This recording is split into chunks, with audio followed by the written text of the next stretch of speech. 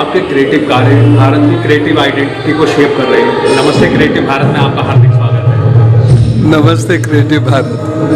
Sir, जिस तरह से भारत क्रिएटिव पावर बनने की ओर विश्व में अग्रसर है, सांस्कृतिक चेतना, रचनात्मक ऊर्जा और मीडिया नेतृत्व को कितना महत्वपूर्ण देखते हैं आप? देखिए, बहुत बड़ी बात आपने पूछी है।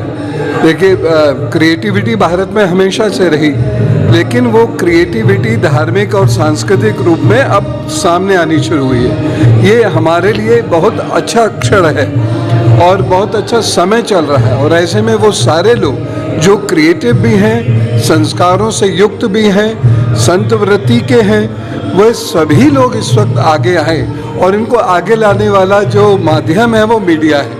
अब मीडिया नहीं अगर उनकी मदद करेगा तो फिर वो कभी भी आगे नहीं आ पाएंगे। अपनी बात को सब लोग कह पाए, इतना सामर्थ्य सब में नहीं होता और उतना धन भी सब में नहीं होता। तो ऐसा जो मीडिया है जो बिल्कुल निष्पक्ष भाव से और साथ ही साथ वह बिना किसी लालच के वो कार्य कर रहे हैं, तो उन लोगों के माध्यम से ही ये संभव हुआ है। तो हमारी राजनीतिक नेतृत्व जो भी है वो तो है ही है अपनी जगह, लेकिन उन लोगों के माध्यम से ये संभव हो पाया क्योंकि उन्होंने ऐसे सभी लोगों को उठने में मदद की, उनको सुनने में, सुनाने में मदद की। तो ये बहुत बड़ा कार्य है जो नमस्ते भारत कर रहा है। ये बहुत बड़ा कार्य है और मेरी बहुत सारी शुभकामनाएं इसके साथ।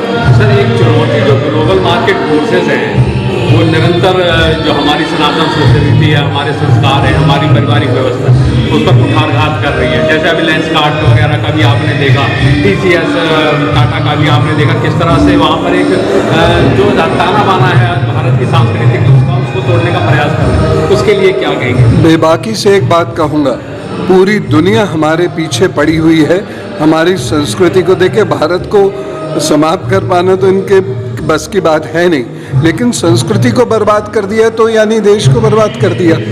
तो वो लोग हमें बर्बाद करना चाहते हैं क्योंकि उन्हें हमसे डर लगता है, क्योंकि हमारा अगर विस्तार हो गया तो ये विस्तार उन सभी लोगों को भारी पड़ेगा। और उनको ये लगता है कि भारत में वो ताकत है, विश्वगुरु ये दोबारा से बन जाएगा। तो इसलिए वो हमसे डरते हैं, हमारे बाज़ार से डरते हैं, हमारे लोगों से डरते हैं, हमारे उद्यमियों से डरते हैं, हमारे जो इंटेलेक्चुअल्स हैं उनसे डरते हैं, हमारे जो टेक्नोलॉजी के मास्टर्स हैं उनसे डरते हैं, हमारे मीडिया से डरते हैं, हमारे संतों से डरते हैं कि हम पूरी दुनिया को मोल्ड कर लेंगे। मज़े की बात, भारत कभी लड़ा नहीं, भारत ने कभी अपने संस्कार नहीं थोपे। मैं इसमें इस समय पे स्वामी विवेकानंद जी को याद करना चाहूँगा कि वो पूरी दुनिया में घूमे, पूरी दुनिया उनके पीछे थी। उन्होंने पूरी दुनिया को अपने पीछे से हटाकर भारत की तरफ लगा दिया, लेकिन किसी का धर्म परिवर्तन नहीं कराया। तो ये है भारत, ये है भारत। इसलिए रविन्द्रनाथ टैगोर जी ने भी कहा कि भारत को समझना चाहते हैं, स्वामी विवेकानंद को समझो। और इसलिए मैं भारत के युवाओं का आह्वान भी करता हूँ, स्वामी विवेकानंद को ढंग से समझने की कोशिश करें। जो छोटी मोटी हल्की फुल्की बातें सोशल मीडिया पे कुछ लोग कहते नज़र आते हैं, उसे नज़रअंदाज करें और स्वयं पढ़ें, समझें। समझना बहुत ज़रूरी है। भारत एक महाशक्ति बनने की ओर अग्रसर है, इसलिए उसके ऊपर अटैक, आक्रमण ही ज़्यादा हो रहे हैं। सर, एक लाइन में संदेश क्या देना चाहेंगे युवाओं को, प्रोफेशनल्स को? अपनी संस्कृति को पढ़ें, समझें।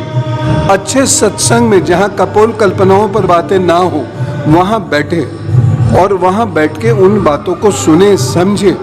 उसका जो साहित्यिक पक्ष है वो तो रहे, लेकिन उसके साथ साथ उसका समसामयिक पक्ष भी देखें और उसका वैज्ञानिक पक्ष भी देखें और प्रश्नों के उत्तर खोजने की कोशिश करें। केवल सुनकर मान न लें, उसके उत्तर खोजने की कोशिश करें, अपनी विश्लेषणात्मक क्षमता बढ़ावें। तो ये मेरा संदेश है।